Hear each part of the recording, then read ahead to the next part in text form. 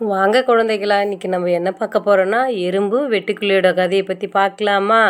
சிற்றூர் என்ற ஒரு கிராமத்தில் ஒரு விவசாயி கோதுமை சாகுபடி பண்ணியிருந்தான். அந்த கோதுமை சாகுபடி பண்ணி நல்லா விளைஞ்சி வந்துடுச்சான்.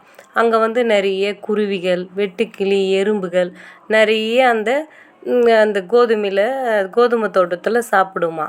அதுபோல் தினமும் எறும்பு அந்த கோதுமையை சேகரித்து எடுத்துகிட்டு போகுமா.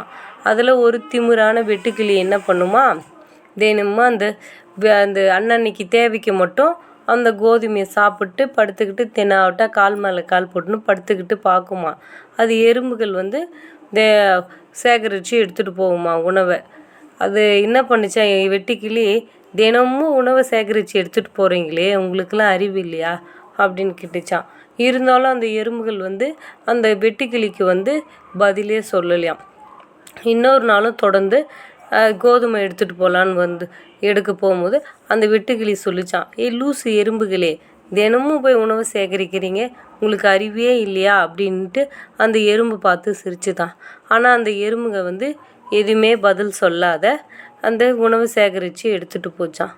அறுவடை காலமும் முடிஞ்சிருதான். அறுவடை காலம் முடிஞ்சு வெயில் காலம் முடிஞ்சு மழை காலம் தொடங்க ஆரம்பிச்சிருச்சான். ஆனால் எறும்புகள் அது சேகரித்த உணவை சாப்பிட்டுட்டு இருந்துச்சான். ஆனால் வெட்டுக்கிளிக்கு மழையால் வெளியவும் போக முடியலையாம், எங்கேயும் உணவும் கிடைக்கலையாம். அந்த வெட்டுக்கிளி ரொம்ப பசியோடு இருந்ததாம். அதை பார்த்த எறும்பு என்ன சொல்லிச்சான், ஏன் நண்பா ரொம்ப பசியோடு இருக்கியா, முகம் ஆடி போயிரு. எறும்பு பார்த்து வெட்டுக்கிளி கேட்டுதான். அதுக்கு வெட்டுக்கிளி அப்போ தான் சொன்னதான், நண்பா, நீங்கள் உணவு சேகரிக்கும் போது நான் உங்களை கேலி பண்ணிலாம் சிரிச்சிருக்கேன், என்னை மன்னிச்சிடு. நம்ம வருமுன் காக்கணும்.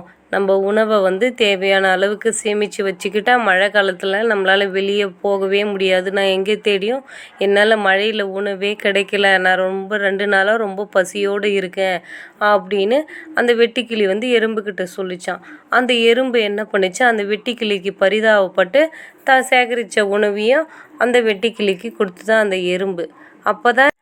அப்போ தான் அந்த வெட்டுக்கிளி தன்னுடைய தவறை உணர்ந்துதான். அப்போ தான் எறும்புக்கிட்ட கேட்டுதான், என்னை மன்னிச்சிட நண்பா, உங்களை நான் திட்டியிருக்கேன், நீங்கள் அதை பொருட்படுத்தாமல் நீங்கள் உணவை சேகரித்ததுனால எனக்கும் கொடுத்து உதவுனீங்க.